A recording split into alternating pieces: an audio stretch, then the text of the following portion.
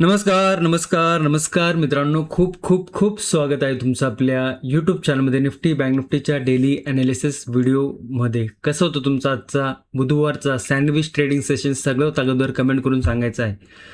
Market जर बघितलं तर मार्केटमध्ये आज कुठलाही मोमेंटम बघायला मिळालेला नाही आहे.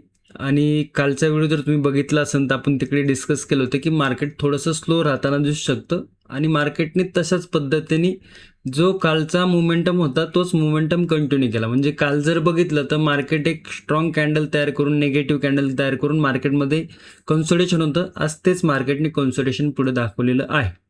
आता ओव्हरऑल जर स्ट्रक्चर बघितलं तर मार्केटनी निफ्टीची जर बघितली तर 25,700ची जी लेवल आहे ती होल्ड केली. बँक निफ्टी आणि सेन्सेक्स त्याच्या पण लेवल आपण बघणार आहोत. उद्या जर बघितलं तर गुरुवार आहे, सेन्सेक्सची एक्सपायरी आहे, त्याच्या देखील डिटेल्समध्ये लेवल बघणार आहे, ओआय डाटा देखील बघणार आहे. त्यामुळे व्हिडिओ शक्यतो शेवटपर्यंत बघा. व्हिडिओ जर आवडला तर व्हिडिओला नक्की लाईक करा. चॅनलवर नवीन असेल तर चॅनलला नक्की सबस्क्राईब करा. खूप सारे लोक आहेत जे रेग्युलर व्हिडिओ बघतात परंतु सबस्क्राईब करत नाही. जर तुम्ही सबस्क्राईब केलं नसेल तर सबस्क्राईब नक्की करा. ओके, आता जे नो ट्रेडिंग झोन आपण काल डिस्कस केलं होतं त्या झोनमध्येच मार्केटने मोमेंटम दाखवला आहे. त्यामुळे जास्त काय मार्केटमध्ये प्रायजेक्शन देखील झाले नाही, मोमेंटम देखील झाला नाही. शक्यतो नो ट्रेडिंग डे झालेला असणार आहे. ओके, मग तुमचा ओव्हरऑल ट्रेडिंगचा सेशन कसा होता सर्वात अगोदर कमेंट करून सांगायचं आहे. ओके, आता इकडे जर बघितलं तर निफ्टीचा 5 मिनिटाचा चार्ट आहे. ओके, काल जर बघितलं तर रेंज थोडीशी मोठी होती. 25,865 ते 25,644ची ती रेंज थोडीशी मोठी आहे. आता का तर इकडे बघा, काल पण मार्केटने या रेंजमध्ये कन्सोलिडेशन केलं होतं. आज बघितलं तर तोच प्रायजेक्शन मार्केट तोच मोमेंटम मार्केटने कन्सोलिडेशनचा कंटिन्यू दाखवलेला आहे. म्हणजे ही जी रेंज आहे इकडे जर बघितलं तर 2 दिवसाचं कन्सोलिडेशन आपल्याला इकडे बघायला मिळते. आणि इकडे जर बघितलं तर हा काहीसा एक निगेटिव्ह प्रायजेक्शन आपल्याला बघायला मिळते. ओके, ही जर प्रायजेक्शन बघितली तर थोडीशी निगेटिव्ह आहे. मोमेंटम अजून नाही त्याच्यामध्ये, परंतु प्रायजेक्शन थोडीशी निगेटिव्ह आहे. तर थोड्याशा लेवल आपण इकडे ॲडजस्टमेंट करूया.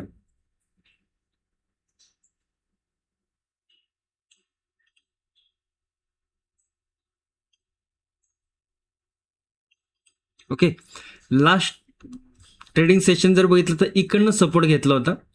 आज जर बघितलं तर त्याच लेवलच्या आसपास सपोर्ट घेतलाय आणि थोडीशी लेवल आपण जी डाऊन साईडला होती ती थोडीशी क्लोज केलेली आहे, जवळ घेतलेली आहे. म्हणजे थोडंसं अजून ॲडजस्ट करूया.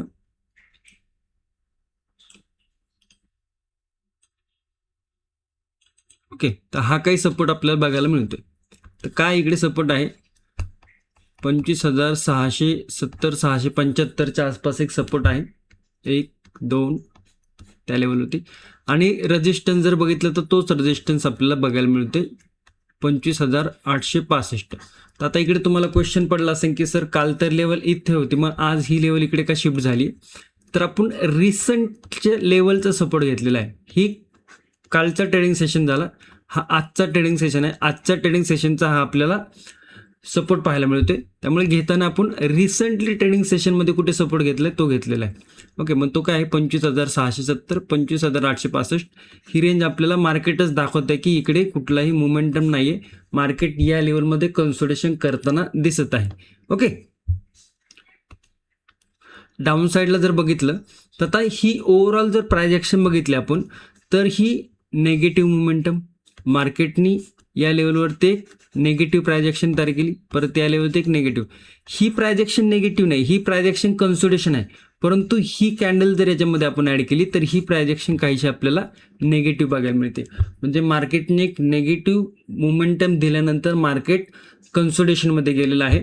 आणि कन्सोलिडेशन त्याच्यानंतर जर मार्केटला कंटिन्युएशन करायचं असेल तर हे जे सपोर्ट बनलेले आहेत इंट्राडेचे, ओके, तर हे सपोर्ट जर ब्रेक झाले, छोटा मोठा टप्पा खाऊ द्या, टप्पा खाऊन जर 25,670चा जर सपोर्ट ब्रेक होत असेल तर तिकडे आपल्याला एक निगेटिव्ह मोमेंटम बघायला मिळू शकतो. ओके, मग 25,550 हा एक फर्स्ट सपोर्ट आहे.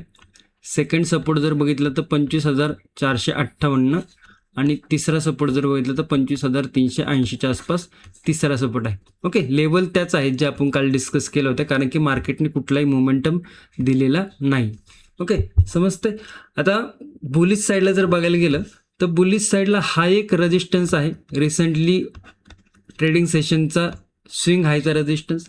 आज जर बघितलं तर मल्टिपल टाईम इकडे रेजिस्टन्स घेतलेला आहे, परंतु ही रेंज खूप छोटी आहे, त्यामुळे आपण याच रेजिस्टन्सवरती आहे 25,865 आसपास.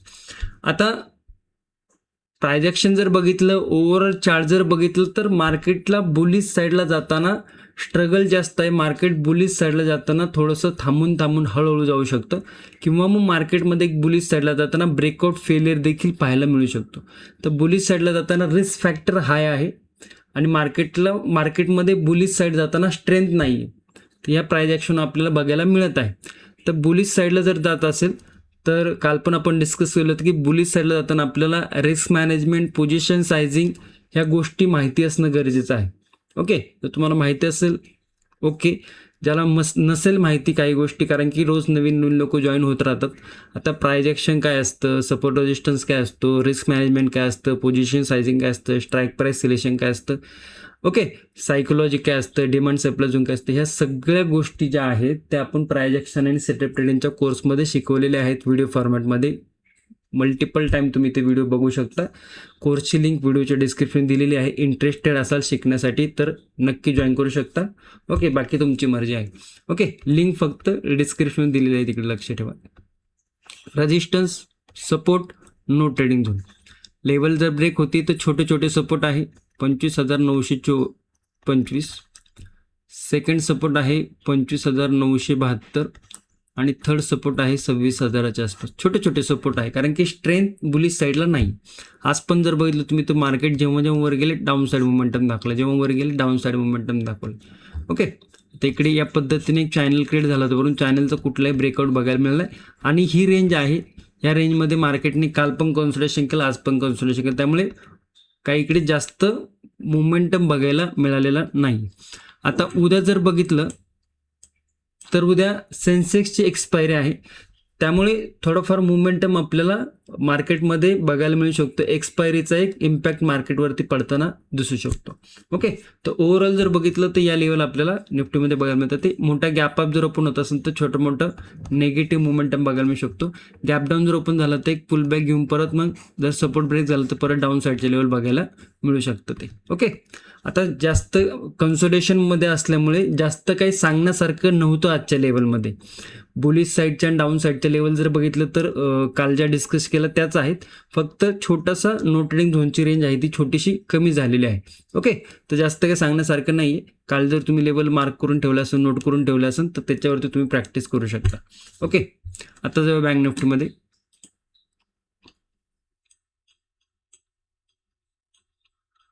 बँक निफ्टी जर बघितला तर बँक निफ्टी देखील आज कन्सोलिडेशनमध्येच होता आणि ओव्हरऑल चार्ट जर बघितलं तर इकडनं एक नेगेटिव्ह मोमेंटम. ओके, इकडनं एक नेगेटिव्ह मोमेंटम. आणि ही जर प्राइस ॲक्शन बघितली तर ही प्राइस ॲक्शन तुम्ही कमेंटमध्ये सांगा. ही जी प्राइस ॲक्शन बनली आहे ही प्राइस ॲक्शन कोणती प्राइस ॲक्शन आहे हे तुम्ही कमेंटमध्ये सांगा. ओके, आता थोडंसं लेवल इकडे आपण फक्त चेंजेस करूया आणि थोडंसं बघितलं तर इकडे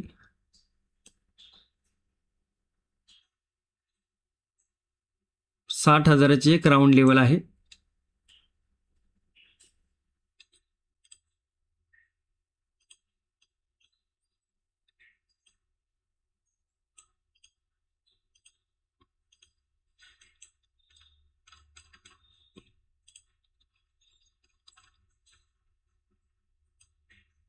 तर हा ऑल टाईम हायच्या आसपास आहे, त्यामुळे थोडा राऊंड लेवलवरती ठेवूया.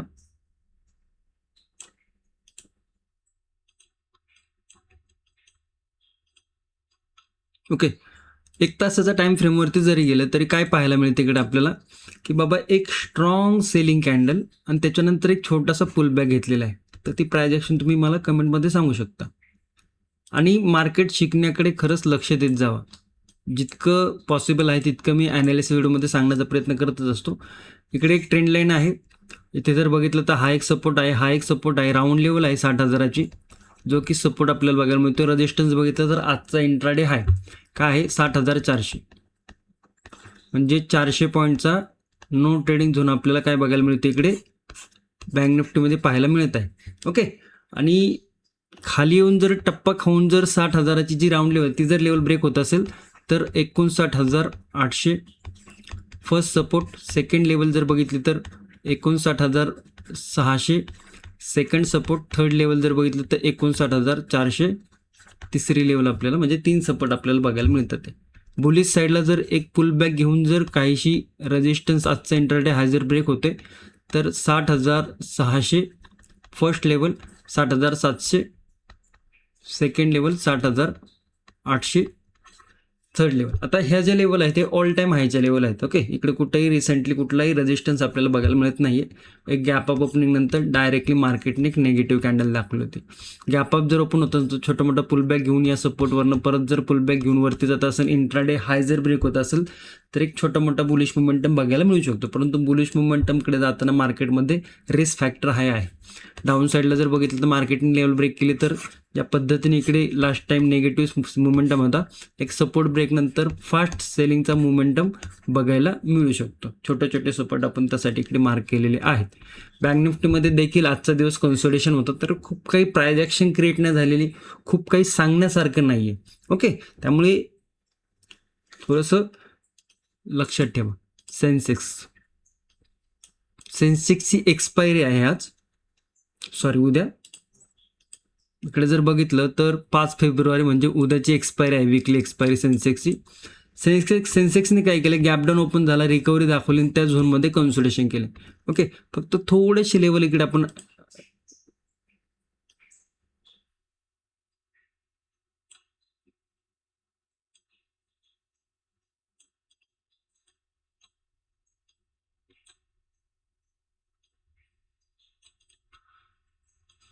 ॲडजस्टमेंट केली आहे लेवलमध्ये.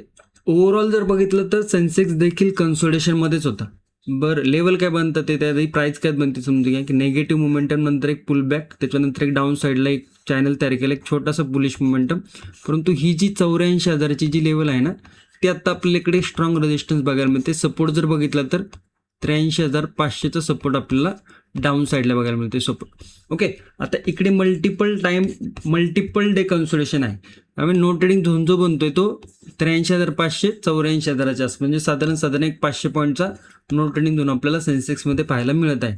डाऊन साईडला जर बघितलं तर छोटासा टप्पा खाऊन जर लेवल ब्रेक होत असेल तर 2 दिवसाचा सपोर्ट आपल्याला इकडे ब्रेक होताना दिसतोय. त्याच्यानंतर जर बघितलं तर 83,271 सेकंड लेवल जर बघितलं तर 83,000 राऊंड लेवल, थर्ड लेवल जर बघितली तर 82,700 थर्ड लेवल. ओके, ह्या 3 लेवल आपल्याला डाऊन साईडला बघायला मिळतात. आता बुलिश साईडला याच्यामध्ये जरा ओके प्राइस ॲक्शन आहे, कारण की इकडे जर बघितलं सपोर्ट आणि इकडे एक ट्रेंड लाईन आपल्याला पाहायला मिळते.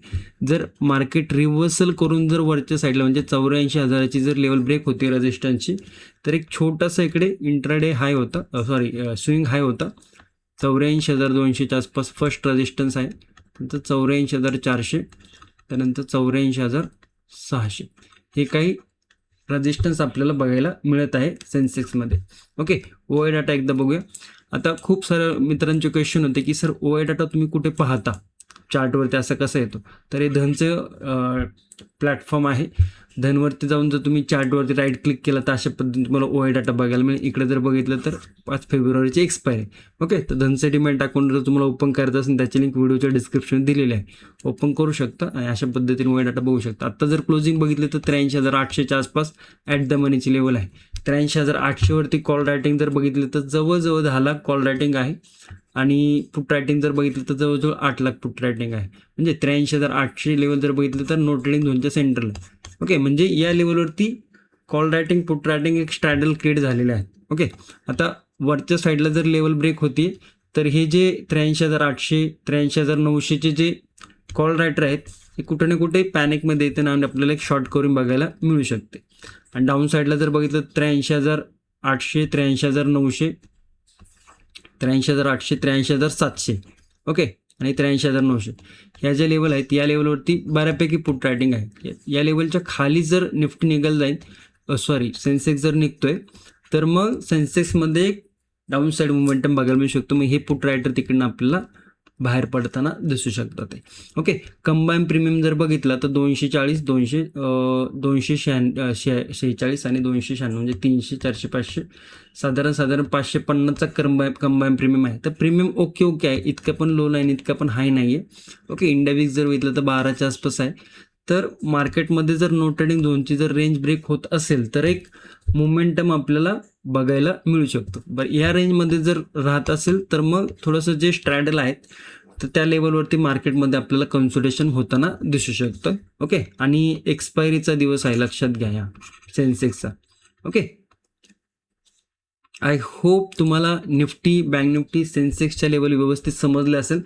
आता आजचा व्हिडिओ थोडासा छोटा झाला असेल कारण की मार्केट जर बघितलं तर लेवल टू लेवल होतं आणि मार्केटमध्ये कुठलेही स्विंग तयार झाले नाही, कुठलेही प्राइस ॲक्शन आपल्याला बघायला मिळाले नाही. मागे एक नो ट्रेडिंग झोनमध्ये होतं आणि त्या नो ट्रेडिंग झोनमुळे काय त्या कुठल्या लेवल होते तर कुठले लेवल आपल्याला मार्केट ब्रेक करताना दिसलेलं नाही. ओके, ओव्हरऑल जर चार्ट बघितला तर बँक निफ्टी हा थोडासा आपल्याला निगेटिव्ह बघायला मिळते. सेन्सेक्स थोडासा निफ्टी आणि बँक निफ्टीच्या कम्पेअरला थोडासा बुलिश बघायला मिळते. परंतु जर निफ्टी बघितलं तर एका कन्सोलिडेशन रेंजमध्ये आहे, त्यामुळे थोडीशी प्राइस ॲक्शन आहे ती डिफरंट बघायला मिळत आहे आपल्याला तिन्ही इंडेक्समध्ये. ओके, आता 1 आणि 2 दिवसाच्या स्ट्रॉंग मोमेंटम नंतर मार्केटने परत 2 दिवस आपल्याला एक कन्सोलिडेशन दाखवलेलं आहे आणि ज्या पद्धतीने प्राइस ॲक्शन तयार झालेले आहेत, ज्या लेवलवरती मार्केट थांबलेलं आहे त्या लेवलवरनं मार्केट थोडंसं प्रिडिक्ट करणं कठीण आहे. ओके, त्यामुळे थोडेसे जे नो ट्रेडिंग झोन बनतात ते देखील मोठे आहेत आणि काल पण आपण ते डिस्कस केलं होतं आणि आज ते बघायला देखील मिळालं की मार्केटनी कुठली प्राइस ॲक्शन न दाखवता एक कन्सोलिडेशन एरियामध्ये मोमेंटम दाखवलेला आहे. ओके, सो ओव्हरऑल जर बघितलं तर थोडंसं मार्केटमध्ये अजूनही चार्ट आहे तो बेरिश किंवा थोडासा वीक बघायला मिळतो. ओके, चला, व्हिडिओ जर आवडला असेल तर नक्की तुमच्या मित्रांपर्यंत, मैत्रिणींपर्यंत नक्की शेअर करू शकता आणि चॅनलवर नवीन असेल तर चॅनलला नक्की सबस्क्राईब करा. धन्यवाद. जय हिंद, जय महाराष्ट्र, जय शिवराय.